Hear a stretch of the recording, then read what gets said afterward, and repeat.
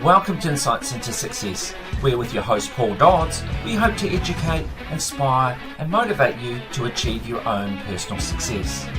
We talk to guests from all around the world from a variety of walks of life to hear the realities of their own journey to success. What challenges have they faced? How have they coped with failure?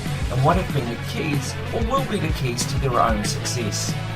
In our Read to Succeed interviews, we talk books that have inspired our guests, and for some, they share their secrets to marketing success. Join us as we give you insights into success. Welcome to Insights into Success. Today, our special guest is Gabriela Pulido, who has a business called Scalto, and you can find that website at www.scalto.com. Now, Gabriella is an expert in scaling businesses from a brand perspective and a communications perspective. So really interested to talk to you today, Gabriella, about that because, to me, so many businesses, there's so many small businesses and only few really become big businesses. And I think one of the keys to that can be about the branding. So I'm really interested to get your insights into that. But before we go there, I would like to know a little bit more about you, your background, and how you've come to be where you are right now, if you wouldn't mind sharing with us. So thank you so much. It has been a great initial chat, but the essence of how I scale business and share some insights to success is great. My background, I'm an engineer. I'm not I'm not a designer. I'm just an engineer, which I'm super happy about because it gives me capacity to creatively solve problems. So I really like to do that. And in essence, I was brought and raised in Venezuela, South America. And then I went to the US for college and I came back and I started seeing how might you thrive in terms of solving issues. And one of the key levers that I figured would early on my career was the brand. So how is the brand that intangible asset that people that they mistakenly mention or think about it as a logo? How does that element, that asset, actually helps you turn your business, uptick your business, or even talk to your employees or collaborators in a way that you can all row in the same direction?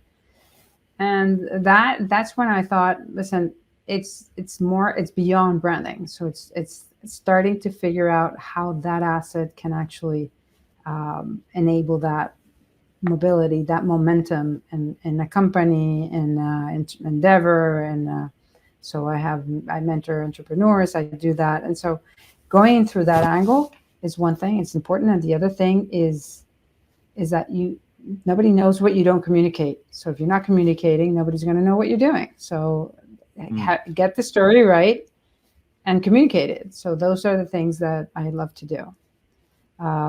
Living in Miami for the past 5 years, yes, the Miami tech movement is interesting. It's super exciting. It's happening, and a mother of 4 children. Wow. So that's my story. You've got plenty on your hands then. Yes. And this time around, entrepreneur and with Scalto. Sorry. Yeah. So how do you find managing 4 children and also having, staff really spread across Miami and South America? My kids are already older, so thankfully I'm ending the high school years this year. So I'm over the bump of high school, and I'm super excited that I don't have young kids, toddlers, and this generation with a screen. So really excited that I'm not sharing that concern with all of you that are listening. But the idea is to do what you love. I actually love what I do. I'm curious. I like to figure out different ways of doing things. And my family has been super supportive in the whole process. So I've been thankful. So you mentioned that you're an engineer, but what sort of engineer did you qualify as? So I studied at Columbia University in New York, industrial engineering. So coming coming back to Venezuela and leading with a management consulting company, what I did was more to problem solve. So it was business process redesign. I did a balanced scorecard. I did all the valuations, and then I came across the branding. I came across a brand portfolio, and how do you accommodate? What would you do with this brand portfolio in order to let the company grow beyond that market that they wanted? So what I actually did was a small case of branding. That sparked an interest for me that it's something visible in a way. You can see a billboard, you can see a logo, you can see, I don't know, a website, you can see things happening. And I was super excited. And then I headed on to a branding agency, which actually left the country where I was living in Venezuela. So I ended up being an entrepreneur, creating my company in branding. Having at that moment, 2004, like we were launching 2 big brands in Venezuela. So I stayed and I created my company. Fast forward 2020, I still was at my previous company, and I decided to exit just because the branding aspect I was long overdue to scale it and pivot. And that pivot was more, how might I thrive in terms of getting beyond the branding and seeing what the companies that would come to me here in Miami is more. The problems were typical. I'm part of a family business, and I wanted to hand it down to my kids, and my kids don't want to be part of it. What should I do? So I started saying, okay, why don't we elevate the brand stories and see if they are attracted to this? And that worked well. So it was different angles to the same problem in terms of branding, but it was more business-wise. And I was super excited to figure and get a partner here in Miami, specialized in fintechs and communications.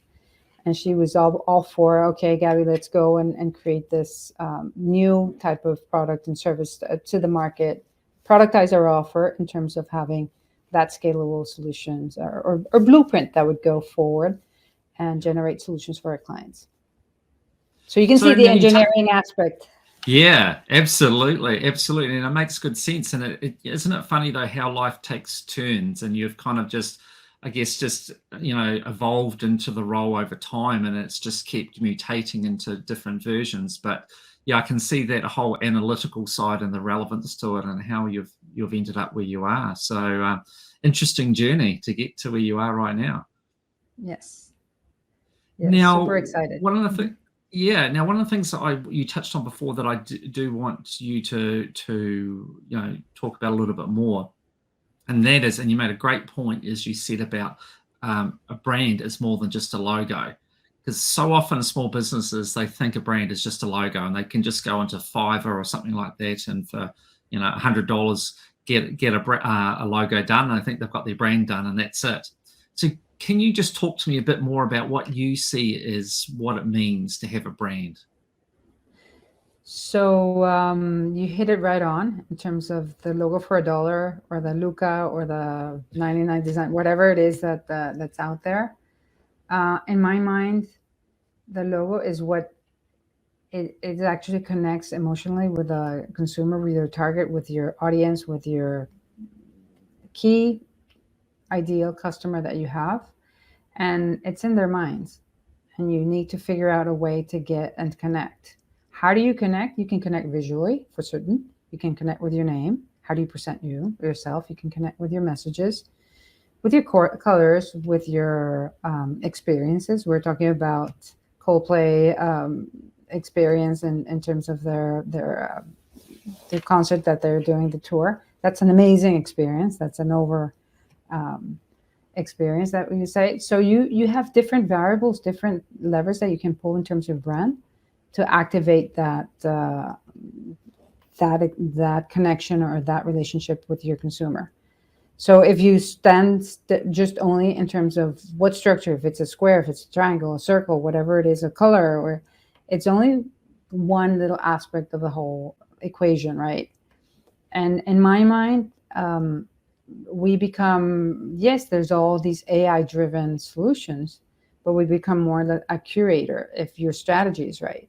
If your vision and your why and your golden circle, if you know Simon Sinek, it's It's more as what is it that what is your purpose? And your brand needs to represent that purpose. And so that's the reason why I tend to say, okay, we're into creating brands, and it's more like a mark or a signal that we're of change, as opposed to a change in symbol, in a way, where you're doing rebrandings. And so for you, is a brand, is it a static thing, or is it something that evolves over time? It evolves. And this day and age, where the speed that we're doing, TikTok speed, whatever speed that we're doing, it evolves. But you need to have the core essence super strong. So maybe the experiences might differentiate, or maybe the messages can evolve in a way. But the core, the true essence is what you are. And if you're Patagonia, if you're Nike, they're different experiences or different exposures of that brand, but the essence stays. And that's what you need to work on.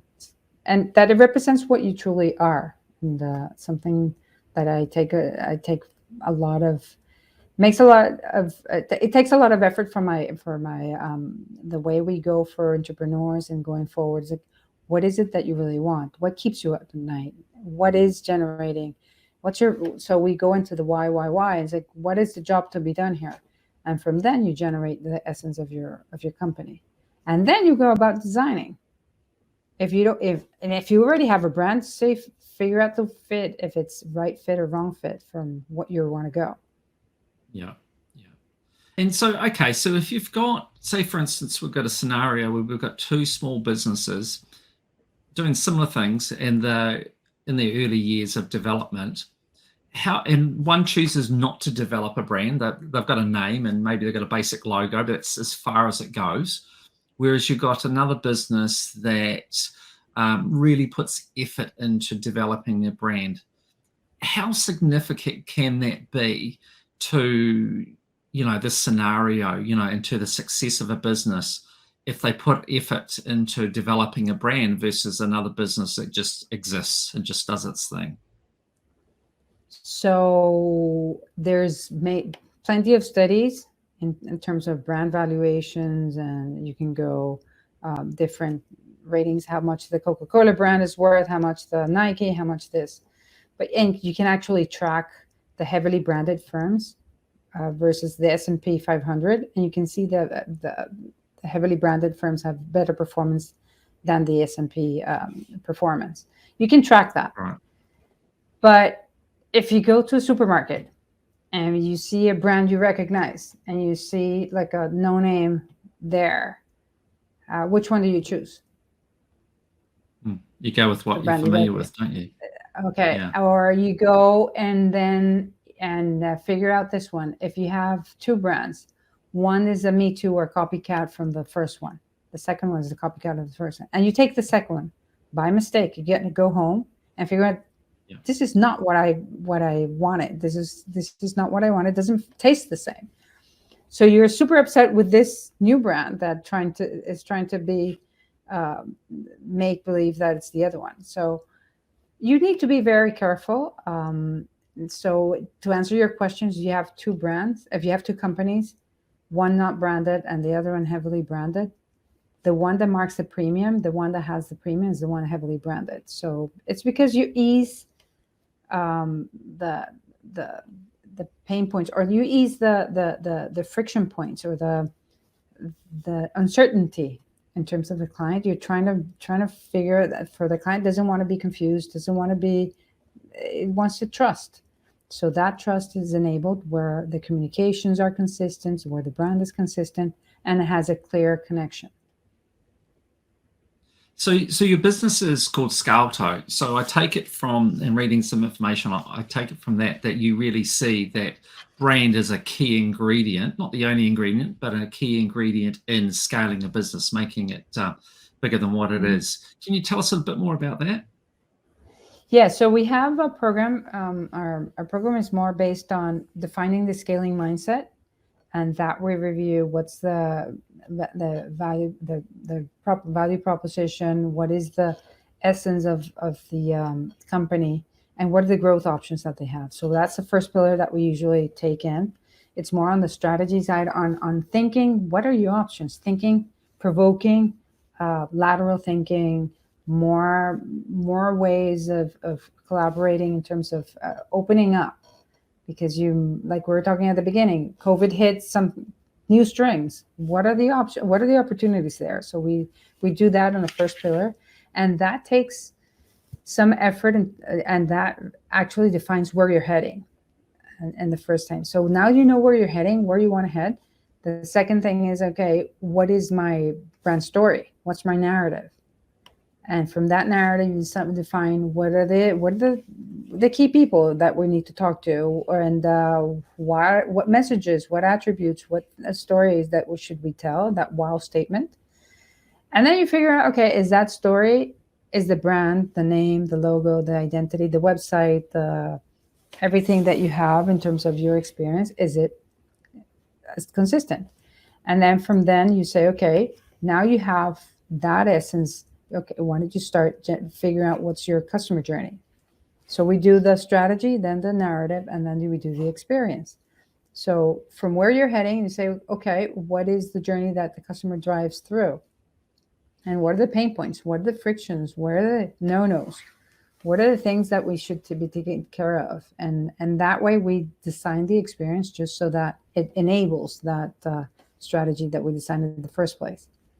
And then we go for, okay, let's activate a marketing plan or a lead generation plan or something that generates traction, because you're in business. So you want to have that story out there, and what's the plan? So that in a nutshell, that's our blueprint as to how we go about enabling scaling for companies. Now, part of it, you talk about, you say branding and communications. How important is the communications in the whole mix for helping to scale businesses? You can have a beautiful brand, a beautiful logo, but nobody knows about it. It doesn't work for you. So you should have that work, or it's working the other way. So I had a client that was trying to put this luxury brand out there, and she started ranting about a bad experience in a hotel. I said, no, take it out. You represent the brand. Why are you doing this? If this type of experience is hurting your brand, so it needs to be consistent. So the communications needs to be aligned to your brand, and likewise, the branding is driving or giving attributes and direction towards what content should we get out, should we pull out. And we're more in Scalto, we really do more in terms of content marketing. We need to generate value because our business is more B2B. So with service-based companies where the lead generation is important. So we need to drive connections with the content you're delivering, and the content needs to be aligned with your strategy. Yeah. Now, so tell me, I mean, when we're talking communications at the moment, we're talking externally, but what about internal communication within the company in terms of building that brand and having that consistency? How important is that? I can't stress it more. It's the number one success scaling element that we have, because talent, I know it's a cliche, but talent is the most important asset that we have in the company. So just because we generate the ideas, we are the enablers, and they need to be aligned. They need to understand how is it that where we're heading and why we're doing this as opposed to the other. And the basic is the one in terms of B2B and service companies is also the people who are answering the phone. So if you have somebody answering the phone with a foul mood and you're selling, I don't know, loans, I mean, it's not working. So the idea goes about it that you should have what we call endo branding or internal branding communications set. And you can't declare the values of a company. These are my 6 values or 7 values. You need to make them happen, make them work, and need to be consistent. So in our case, needs to be recent and frequently, those type of communications, and to be out there, but fairly frequent and recent. It's not, it needs to be when somebody's thinking, oh, should we do this or not? Yes, the systems are there. Yes, the standard operating procedures are there. But then the way how we go about business and how we treat the customers is key. Yeah, yeah, absolutely. Now, before you did touch on an example with a client that had a family business and how you work with them to kind of open it up in terms of the branding so that they, I think from what I understood, family members felt more of a connection and therefore were more inclined to be involved.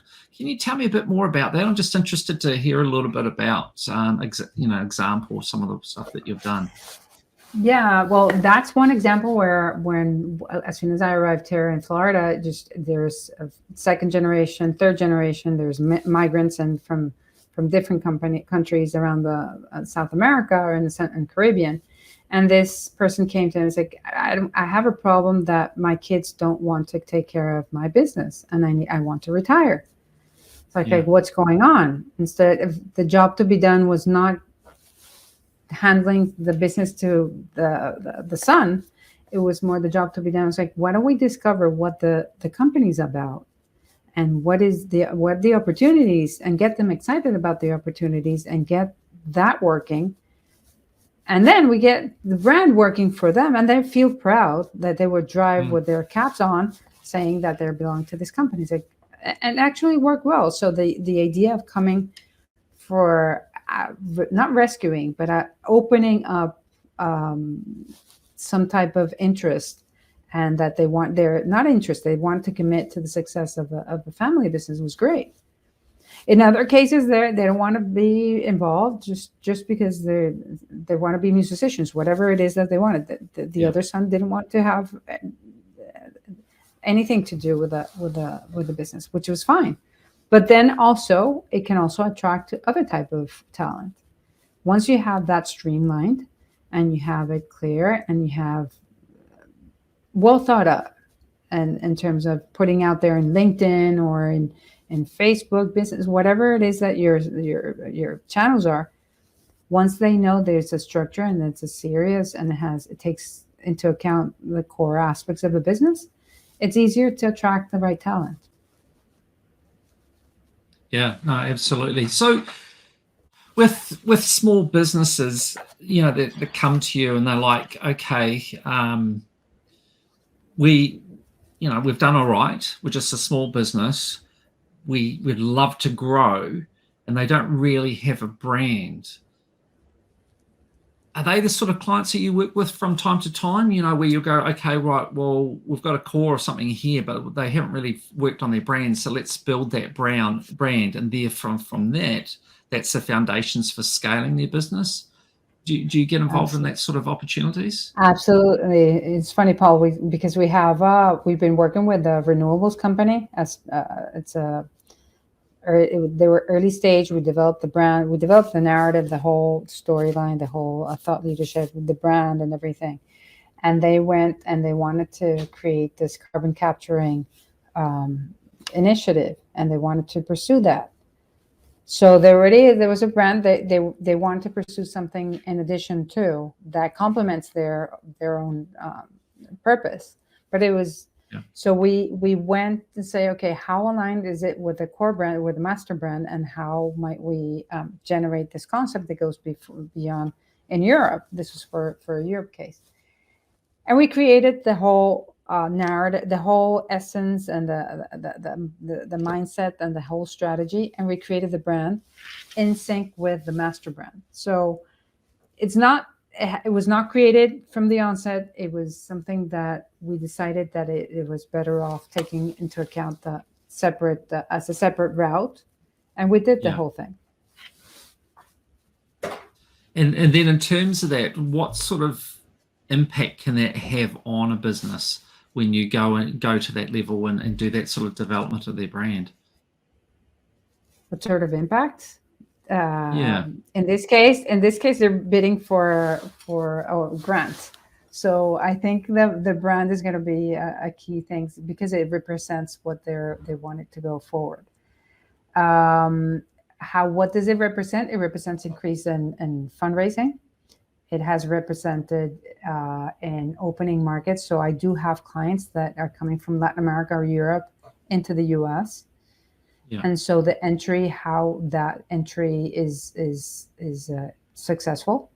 So the go-to-market strategy is successful, and the brand needs to be aligned. Because in essence, the way you talk and say, well, it's the same thing. It might be the English language, but the way you speak in Australia is different from the speak in New York. And the way you speak in New York is different from the West Coast, the East Coast and the West Coast. And things that nuances needs to be adapted. In language and in things that represent what the attributes are or what the winning uniques are about. So, I mean, just while you're talking, it just occurred to me, like if you're a small business in your your immediate locality, you can be quite successful without really having a brand as such or putting any great effort into the brand. But then as soon as you think, start to explore maybe going outside of your area, or as you said, to another country, could you imagine how difficult it would be as a business to try and then get business in another country or another locality if you didn't have a brand associated with your business, if you weren't able to sort of encapsulate what exactly you are, what you stand for, so that people can then determine whether they want to do business with you or not? You would be part of those statistics where companies trying to grow and they don't make it.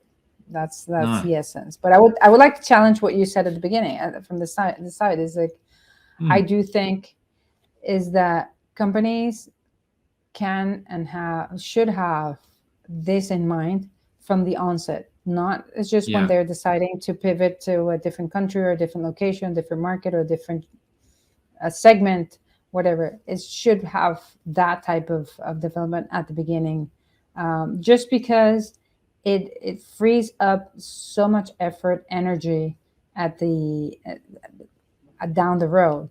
It's so much easier to be an expert in your field as opposed to trying to figure out what name should I use, what communication should I use. If you have that essence and you're true to it, it makes it a lot easier to scale. And I would recommend advice to do at the beginning, but understood that people already have their brand and might have their brand and want to reach out and figure out how might they scale. And then we have done rebrandings. Yeah. I totally agree with what you're saying, insofar as that if you're starting up from scratch, it's worthwhile putting that effort in right from the outset to build your brand. I guess one of the challenges, though, Gabriella, though, is that some businesses, when they're starting out, maybe lean on funds, and they are like, well, is it that important? Oh, I'll worry about that later when we've got a bit more money. Let's just go out there and do whatever we're doing. So I'd imagine that's quite often a challenge, though. But I agree with you. If you can, you really want to invest right from the day one and set that foundation right at the beginning. If there's something that we can leave to your audience, is that have that chapter at the beginning. It's not that you need to spend tons of money. It's just think through what's the essence, not in terms of your brand. What's the essence of your company? Why are you building this company? What gets you excited? And that, write it down. And you can go to Simon Sinek and view the video of a golden circle and generate your golden circle, or ask for help. We can certainly help in a way to generate what's your essence. And from then decide, okay, maybe my brand, I can work with this and have, get some type of logo generator, automatic online. Be aware of what you're getting, because not only you are doing that, but your competitors also are doing that. And the way and the way I've seen is like you have to change just because it looks or sounds exactly the same as something else. So you need to figure out that. Be careful, but think it from the very beginning, and it's going to help you along the way. a lot. The opportunity cost is big if you don't do it at the beginning. Yeah, yeah. And I think a point that I'd add on to what you've just said too, though, is that the world's become a smaller place as technology has advanced. Taking us as an example, how you and I would not have met otherwise, Right. but for the technology, because the world's become so much smaller. People have so much more choice than ever before. So your challenge to differentiate yourselves from others has only got greater. In the old days when we didn't have the communication, you didn't have so many competitors. People couldn't just go online and potentially buy what you're offering, maybe from someone around the other side of the world. But now that's actually very feasible to do it. So competition is even greater. Absolutely. And it works both ways. You have all this tons of information, which is Yeah. great because before we didn't have that luxury, but also your competitors also have it, and you might be, and your clients have access to that. So it's something. It's not complicated. I don't want to have to say, okay, this is super complex to do. No, just to make it takes some time to think about it and commit to it. It's something that you can be interested, but something like they say, you can be interested or you can commit it. I'd rather be committed to delivering true to what my brand stands for. Yeah, it's just so interesting. It's just so many small businesses just don't get it about branding and the importance of branding and what that can do to help them grow their business. And as your website suggests, the communication, it's not just having the brand, but it's having that right communication that's in alignment with the brand. That's super important. Having that consistency is where you get the value. So, but unfortunately, a lot of small businesses don't realize that, and that's why, in my opinion, a lot of them don't ever scale because, they don't understand that importance. Yeah, there's so many books out there. There's so many things out there. It can be overwhelming. So I think you just need to stick to one concept, and truly believe what you're doing. This is a second company, and then I'm doing another venture in terms of more artificial intelligence and machine learning type of thing. And it's completely different, but just I embrace it. Just like, okay, I'm curious about it. Yeah. So I take it that you're the type of person you like to learn, and you like challenges and stuff. So it keeps you motivated. Absolutely. And well, as you can see, in terms of my speaking, I can talk about cases, I can talk about this, but I really like to I don't know, the spark, when you see the big aha moment in clients or in even your team, I love that. I get excited about it. So it's good. I love what I do. Yeah. No, and it's important. And that was the other thing, I guess, is like, if you're trying to do something and you don't really love what you're doing, you're only really doing it for the money, how much harder is it to succeed? How important is it to actually love what you do you think? I think when you ended the session, it's like, was it that hard? It's like, no, I could go on and on talking about, you were talking about very good points. So maybe I'm adding value or not, but I was not thinking whether my face was right or not, but I was thinking more. Good. I think I like what I do. So that aspect shows. If you put me in an accounting firm, and do the books and do that, it's like, okay, you know what? I need to be very creative to see why an accountant what fun does an accountant finds in that chore. But for me, this is fun. Yeah, and I think if you enjoy what you're doing, like, it's inevitable that you'll have challenges when you're an entrepreneur. You're going to have things go wrong. You're going to have some dark days. And I think if you enjoy what you're doing, then you can get through those days. But if you don't like what you're doing, and maybe you're only doing it because of money, for instance, then it's going to be pretty hard not to fold when you hit those challenges, which are inevitable, because you don't have the passion to push through to get to the other side. Absolutely. That's and that's what I keep asking my clients: and how might you thrive? And then that question goes like, what do you mean? I'm thriving. No. How might you thrive if this comes? If there's this type of thing. And it's, okay, that gets them thinking. But moving forward, it's tough to have to be inside and trying to be inside the whole chaos and trying to, and it would an external force work, and we provoke as consultants, we provoke that type of thinking, and since we're not in it, I love the flow to see their faces, and there's like, Gabby, what are you saying? But yeah, that's dynamic. Like we were saying at the beginning, that dynamic is even better when you're doing it in real life. And the thing is, I would imagine, is that, you know, people working in their business day to day can get very sort of stale.